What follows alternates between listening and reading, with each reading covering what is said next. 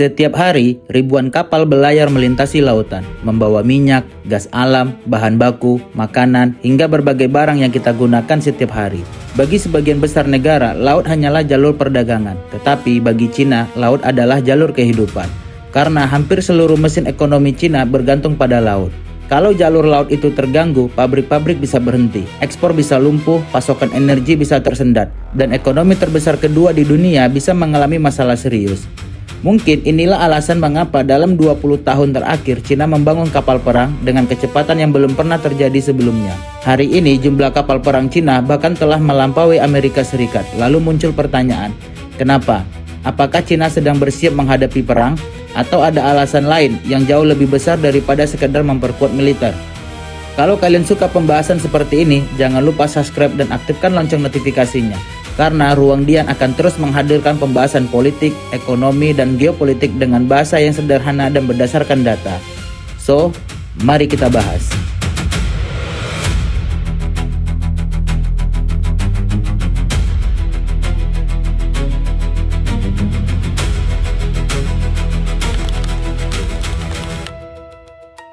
Kalau melihat kekuatan laut Cina hari ini, banyak orang mengira Cina memang sejak dulu adalah negara maritim. Padahal kenyataannya justru sebaliknya. Selama ribuan tahun, perhatian utama Cina lebih banyak tertuju ke daratan.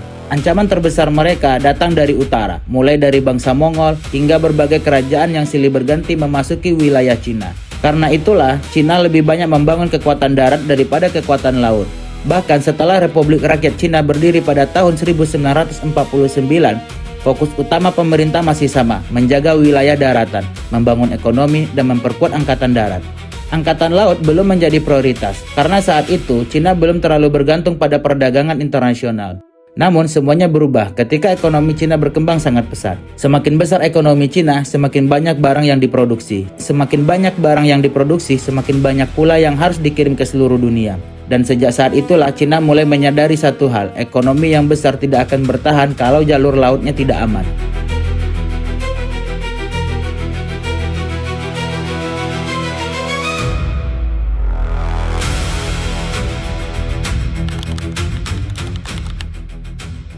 Hari ini, Cina dikenal sebagai pabrik dunia, mulai dari pakaian, elektronik, mainan, panel surya, hingga kendaraan listrik.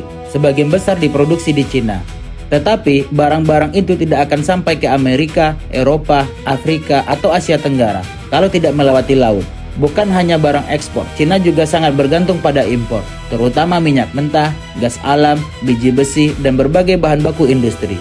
Sebagian besar kebutuhan itu datang melalui jalur laut. Artinya, kalau suatu hari jalur perdagangan tersebut terganggu, dampaknya tidak hanya dirasakan oleh perusahaan pelayaran, tetapi juga pabrik-pabrik, industri, bahkan masyarakat Cina sendiri.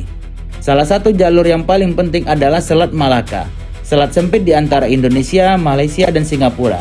Setiap tahun, sebagian besar impor energi Cina melewati jalur ini. Karena itulah, mantan Presiden Cina Hu Jintao pernah mengungkapkan kekhawatiran yang kemudian dikenal sebagai Malaka Dilemma, yaitu kondisi di mana Cina sangat bergantung pada satu jalur laut yang sempit dan berpotensi terganggu jika terjadi konflik.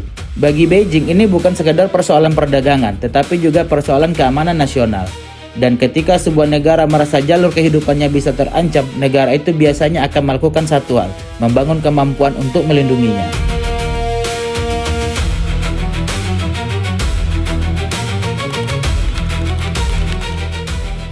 Kalau Cina sudah menyadari bahwa laut adalah jalur kehidupannya, lalu muncul pertanyaan berikutnya. Laut yang mana? Jawabannya salah satunya adalah Laut Cina Selatan. Kalau melihat peta, Laut Cina Selatan mungkin terlihat seperti lautan biasa. Namun kenyataannya wilayah ini merupakan salah satu jalur perdagangan paling sibuk di dunia. Setiap tahun barang senilai triliunan dolar melewati kawasan ini, mulai dari minyak, gas alam, bahan baku industri, hingga berbagai barang elektronik. Bagi Cina, Laut Cina Selatan bukan sekedar wilayah di peta, tetapi pintu keluar dan pintu masuk bagi roda ekonominya. Masalahnya, Cina bukan satu-satunya negara yang memiliki kepentingan di kawasan ini. Vietnam, Filipina, Malaysia, Brunei, Taiwan sama-sama memiliki klaim di beberapa wilayah Laut Cina Selatan. Belum lagi Amerika Serikat yang secara rutin mengirim kapal perang mereka ke kawasan tersebut dengan alasan menjaga kebebasan pelayaran. Artinya semakin penting Laut Cina Selatan bagi Cina, semakin besar pula tantangan yang harus mereka hadapi. Dan disinilah Angkatan Laut menjadi sangat penting, bukan hanya untuk berperang, tetapi juga untuk memastikan jalur perdagangan mereka tetap terbuka. Namun, Laut Cina Selatan hanyalah sebagian dari cerita, karena masih ada satu wilayah lain yang bahkan dianggap jauh lebih penting, yaitu Taiwan.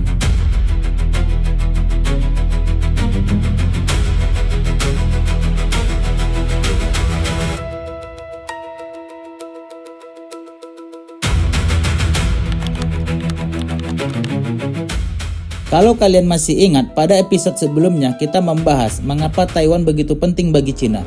Salah satu alasannya adalah letaknya. Taiwan berada di jalur yang banyak ahli disebut sebagai Freeze Island Chain, rangkaian pulau yang membentang dari Jepang, Taiwan hingga Filipina.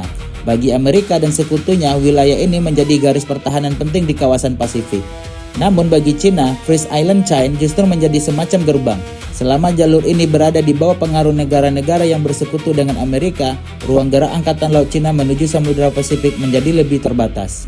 Karena itulah Cina terus memperkuat armada lautnya, membangun kapal induk, destroyer, kapal selam, hingga pangkalan militer. Tujuannya bukan hanya untuk mempertahankan wilayah, tetapi juga memastikan bahwa mereka mampu melindungi jalur perdagangan dan kepentingan strategisnya jika suatu saat terjadi krisis. Artinya, bagi Cina Angkatan Laut bukan sekedar simbol kekuatan, tetapi bagian dari strategi jangka panjang. Lalu, apakah semua pembangunan militer ini berarti Cina benar-benar sedang bersiap menghadapi perang?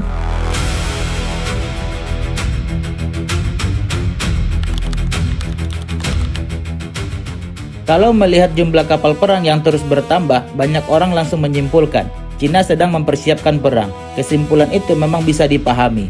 Namun kalau kita melihat dari sudut pandang geopolitik, jawabannya tidak sesederhana itu. Setiap negara membangun kekuatan militernya dengan alasan yang berbeda. Bagi sebagian negara, militer digunakan untuk mempertahankan wilayah. Bagi yang lain, melindungi kepentingan ekonomi. Dan bagi Cina, keduanya saling berkaitan. Semakin besar ekonomi Cina, semakin besar pula ketergantungannya pada jalur laut. Semakin besar ketergantungan itu, semakin besar pula kebutuhan untuk memiliki angkatan laut yang mampu menjaganya. Tentu saja, kekuatan militer juga dapat digunakan sebagai alat untuk meningkatkan pengaruh geopolitik. Dan disinilah persaingan antara Cina dan Amerika menjadi semakin kompleks. Karena yang diperebutkan bukan hanya wilayah, tetapi juga jalur perdagangan, akses energi, dan keseimbangan kekuatan di kawasan Indo-Pasifik. Jadi, kalau kita kembali ke pertanyaan di awal video, mengapa Cina sampai mati-matian membangun angkatan laut terbesar? Jawabannya, ternyata bukan hanya soal perang. Ada alasan yang jauh lebih mendasar dan itulah yang akan kita simpulkan pada bagian terakhir.